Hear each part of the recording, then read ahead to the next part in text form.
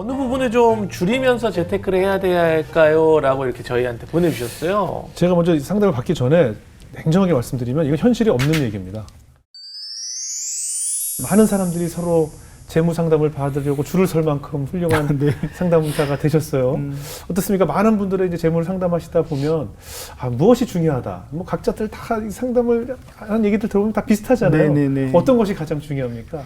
나는 뭐 이렇게 너무 뻔한 것 같지만 네. 진짜 그런 것 같아요. 네. 예.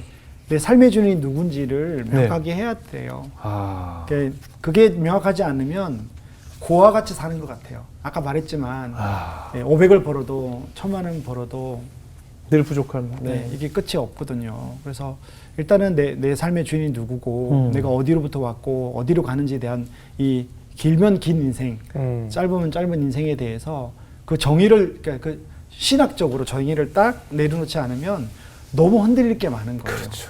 많아요. 그게 안 흔들릴 수가 없어요. 그럼요. 예, 뭐 아파트 샀는데 몇 억 올랐다.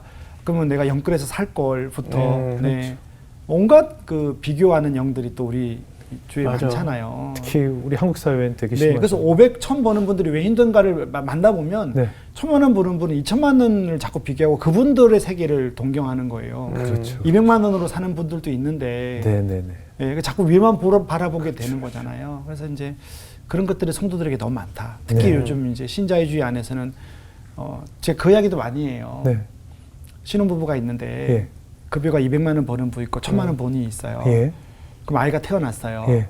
그러면 200만 원 버는 분은 너는 200이니까 유모차를 이것만 사 이렇게 볼 수 없잖아요. 그죠. 200만 원 버나 1000만 원 버나 그렇죠. 다 자식에게 대한 사랑은 똑같죠. 똑같아요. 예, 그럼요. 근데 이제 정보가 노출되어 있고 예. 우리가 국가가 3만 불이니까 대한민국도 좀 부자 나라에 지금 들어가고 있잖아요. 네. 그럼 다니는 유모차나 자동차가 수준이. 그럼요. 이 정도는 되어야 된다는 그 기준점, 레퍼런스가 딱 정해져 있는 거예요. 그러니까 거기가 기준점이 되니까 힘든 거예요. 그래서 공동체가 필요해요. 공동체가 모여서 200 벌어도 괜찮고 또 그 친구들에게 자족하게끔 해주고 이렇게 계속 살지 않으면 이렇게 교회로 모이지만 흩어져서는 다 나가 떨어지는 거죠.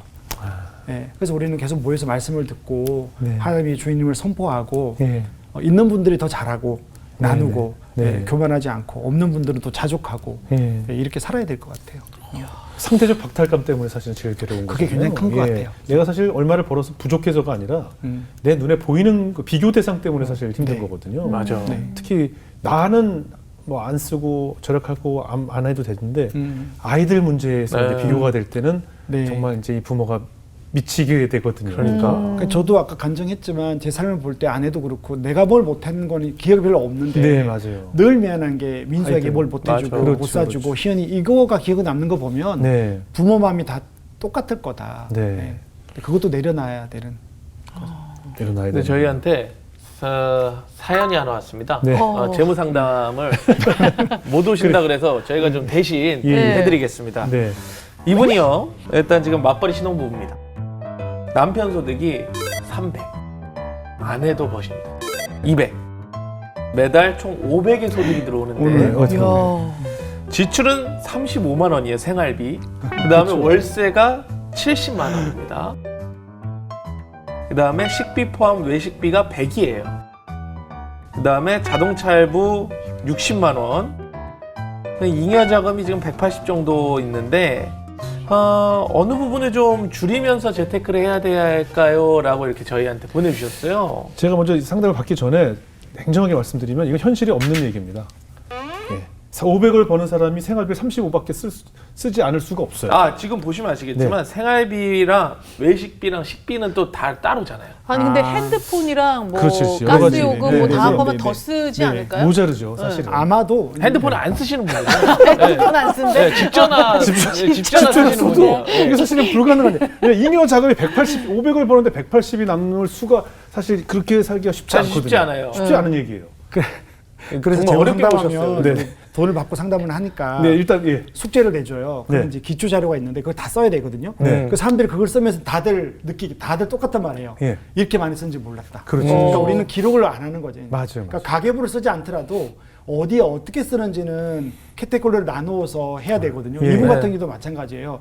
180이 남다고 했지만 아마 저축은 50만 원도 못 할 거예요. 그죠. 왜냐하면 식비 외식비 외에 아까 기타 생활비가 있거든요. 네네. 교통비, 통신비. 그죠. 네, 11조도 빠졌죠. 그렇죠, 그렇죠. 뭐 안 내는 분인지 모르겠지만 여기 문의가 온 거는 송도인데 11조도 안 되잖아요. 어쨌든. 뭐 옷도 살 수도 있고. 네, 그렇죠. 네, 저런 거지 아직은 많죠. 이제 무교를 합니다. 네, 아직은 무교예요. 네, 그럼 전도해서 낼 수 네. 있도록. 저희도 포교 중인 분이라서. 아무튼 이분은 어떻게 해야 되나요? 네. 그러면 이제 일단은 이분은 자기가 얼마 쓴지를 기록해야 되고요. 제가 언뜻 듣기에 뭐 짧게 다 해줄 수는 없지만 70만 원이 문제예요. 이자가 없잖아요. 이자가 월세. 없고 월세가 있으면 네. 월세가 보통 대체 이자율이라고 그래요. 그렇죠, 그렇죠. 예, 그러면 보통 요즘 은행에 전세 자금 대출을 만약에 2억 받으면 네. 이자가 얼마인가 하면 2.5% 정도 되거든요. 예, 신혼부부는. 예. 그러면 40만 원 내는 거죠. 예, 예. 예, 근데 이분은 70만 원 낸다는 거는 예. 결국은 따져보면 한 3억 5천 정도 예, 예. 의 전세에 살고 있는 건데, 네. 예, 그러면 결국은 전세로 돌리는 게 낫죠. 반전세나. 그러면 예를 들면 2억을 빌리면 40만 원 내는데 예. 전세는 월세가 70이 없어져요. 요즘 전세가 그죠. 없어요. 그래서 반월세. 반월세, 그렇죠. 어떻게든. 네. 어떻게든 그리고 이제 이제 월세를 줄여라. 네, 신혼부부 특별 공급이니까 청약에 대해서 공부를 해서 예, 예. 굉장히 전문적이네요, 이제. 예, 그런 것들을 해서 네. 어쨌든 임대 아파트나 이쪽으로 가라는 게 하나 있는 거고요. 네. 식비 외식비가 100만 원이면 좀 많아요. 아. 왜냐하면 이 집은 지금 저축할 돈이 많이 없으면 아기도 나올 거죠. 예. 아기가 나오면 돈을 못 모아요. 네, 자매가 그렇죠, 만약 일을 안 해도 그러면 소득 200이 없어지는 거고요. 일을 하면 뭐가 없어지겠어요. 아이를 맡기고 나가니까 베이비시터나 또 한 100만 원 날라가죠. 나가 지출이 네. 나가죠. 예. 거기다가 아기 또 들어가는 거 있고 생필품들이 아주, 있죠. 그래서 저축할 돈이 없어요. 그래서 맞아요. 반드시 월세를 조금 바꿔야 줄여야 되고요. 되고, 예. 식비 외식비를 100에서 한 60만 원. 예. 왜냐면 아기 없으면 한 60만 원으로 하고 나머지 돈으로 이제 교통비나 통신비를 써서 보통 500 벌면 예. 제가 볼 때는 일반적으로 예. 오시는 분들이 한 200 정도는 저축을 해요. 500 벌면 200. 예, 그 목표를 가지고요. 가능한 네, 건가요? 가능합니다. 왜냐하면 삶의 우선순위를 정하고 돈이라는 게 한정되어 있기 때문에 네. 이 돈으로 미래를 위해서 내 집도 사야 되고요. 예, 대출도 갚아야 되고요.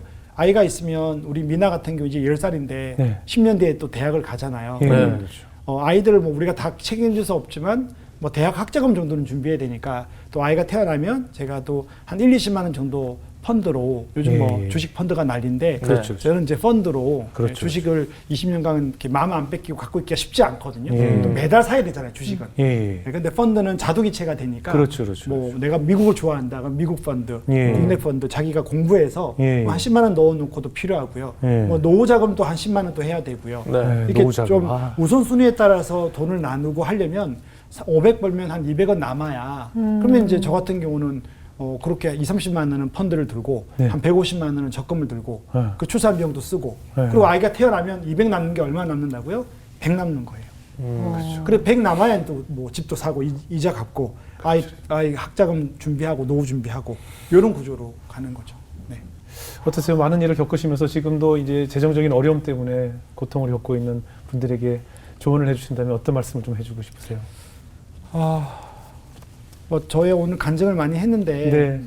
늘 간증이 조심스럽고 예. 모든 사람이 나도 이랬으니까 너네들도 해라 이렇게 한 것도 교만인 것 같고 네네. 그냥 저는 돈에 대해서 확실한 거는 안 죽는다는 거고 맞아요. 그거가 거기에 대한 믿음이 있어야 돼요. 그래서 이 방송을 보시는 분들이 100만 원을 벌던 200을 벌던 또 뭐 빚 때문에 어려움에 처해 있던 중요한 건 정신줄을 놓지 않고 그래서 제가 제일 좋아하는 말씀 제가 신문 돌릴 때 계속 외웠던 말씀 지금은 다 못 외우는데 네. 아무것도 염려하지 말고 너의 구할 것을 감사함으로 주님께 아뢰면 이렇게 지각에 뛰어나신 하나님의 평강이 우리 마음을 지킨다 할 때 그게 영어로 보면 NIV는 가드라고 돼 있어요. 가드. 네. 그러니까 벽을 딱 쌓는 거죠. 외부에서 우리에게 못 들어오고 킹 제임스 버전 그쪽에서는 뭐라고 돼 있는가 하면 킵이라고 돼 있어요. 그러니까 우리 생각을 지킨다. 그래서 저는 성도들이 어려움이 있을 때 주님께 아뢰고 그러면 주님의 평강이 우리 생각을 지키게끔 빌립보서 4장 말씀. 네, 빌립보서. 네네. 네, 그래서 그 말씀을 제가 신문 돌리고 전단지 돌리고 막 멱살 잡히고 할 때 네. 계속 그 말씀을 외웠어요. 그러니까 주님이 내 마음을 지키시는 거죠. 너는 존귀하다. 너 안 죽는다. 그래서 조금 힘들거든요. 요즘 네. 다 영끌하고 비테크하고 막 주식 사고 하는데 흔들리지 말고 그래서 주님이 나를 이 땅에 보낸 소명이 있다. 그리고 그 믿음으로 살면 돈에서 완전 자유는 안 되더라도 비참하게 살 것 같지는 않고 고아로 살 것 같지는 않아요. 예, 하나님 우리 아빠 되셔서 예, 오늘 일용할 양식을 주시고 네. 그래서 제가 데나리온 이야기 많이 하거든요. 네. 예, 그래서 제가 요 근래 유튜브 채널도 하나 만들었는데 그게 데나리온인데 의미가 3가지가 있어요. 하나는 네. 일용할 양식. 데나리온이 그 하루의 일꾼의 품삯이거든요. 네네 그렇죠. 그래서 데나리온은 오늘 주님이 나를 먹인다. 오늘 일용할 양식을 달라. 두 번째는 선한 사마리아인이 만났을 때 여관에 맡긴 돈이 2데나리온이 있거든요. 그때 이제 2데나리온으로 사람을 살리는 일을 하는 거죠. 그래서 우리에게 주신 거를 먹고 살고 또 여유가 있으면 사람을 살리는 거죠. 그 세 번째가 마가복음에 보면 헤롯 당하고 바리새인이 예수님 말씀을 책잡기 위해서 그게 오시거든요. 와서 이제 가이사에게 세금 어떻게 하냐 물으면 네네.